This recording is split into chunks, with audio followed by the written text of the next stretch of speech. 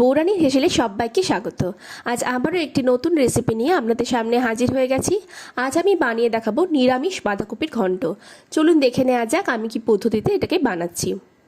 প্রথমেই কড়াইয়ে আমি সর্ষের তেল দিয়ে দিলাম। এখানে 3 চামচ মতো সর্ষের তেল ব্যবহার করেছি। ফোড়ন হিসেবে দিয়ে দিচ্ছি গোটা জিরে আর একটা শুকনো লঙ্কা।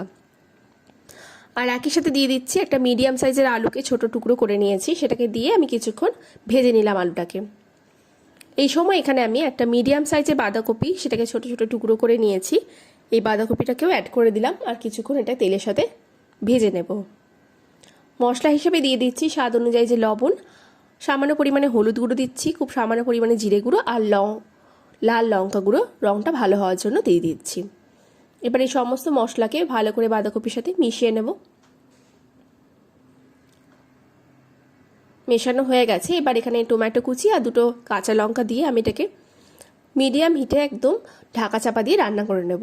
দেখুন বাঁধাকপি থেকে যেহেতু অনেকটাই জল বেরিয়ে আসে, তাই বাঁধাকপিটাকে বেশ কিছুক্ষণ ধরে আমি এটাকে ঢাকা চাপা দিয়ে লো হিটের মধ্যে রান্না করে নেব, যাতে জলটা একদম শুকিয়ে যায়।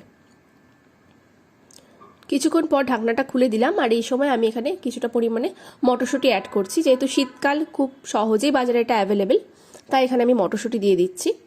আর এটাকে দিয়ে আবারও বেশ কিছুক্ষণ নাড়াচাড়া করে জলটা একেবারেই শুকিয়ে নেব। দেখুন জলটা শুকিয়ে গেছে। এবার নামানোর আগে আমি এখানে গরম মশলা আর সামান্য পরিমাণে ঘি দিয়ে এটাকে নামিয়ে নেব। খুবই সহজ হয়ে এটা তৈরি হয়ে গেল। আর সামনেই যেহেতু সরস্বতী পুজো, তাই আপনারাও বাড়িতে এটাকে ভোগ হিসেবে দিতে পারেন।